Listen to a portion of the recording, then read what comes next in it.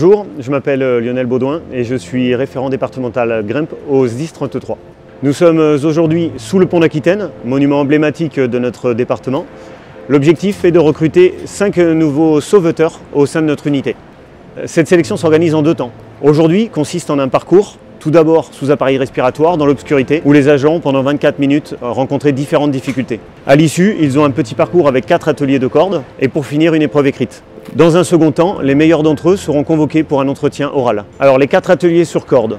Le premier atelier simulait l'extraction d'une personne à partir du pont et qu'on fait descendre en bas jusqu'au quai, donc une descente de 50 mètres. Le second atelier consistait à s'amarrer sur une échelle accrochée, donc avec une échelle accrochée double ou simple, dans un encadrement de porte ou sur un toit plat. Le troisième atelier, que l'on peut voir derrière, c'était un petit atelier d'aptitude au vide, où là le candidat devait traverser en marchant sur une poutre, s'agenouiller, ramasser un kit, aller de l'autre côté, revenir, raccrocher ce kit et revenir jusqu'au bord. Le quatrième et dernier atelier de corde, donc c'est une descente en autonomie où le sauveteur a son descendeur sur lui et descend de lui-même les 50 mètres jusqu'à aller au sol.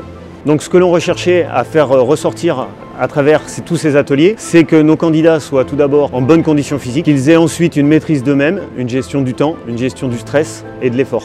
Donc dans la seconde partie, l'entretien oral, nous allons rechercher surtout à voir les motivations du candidat, également ses capacités à s'intégrer dans un groupe, ce qui est indispensable au sein de notre unité.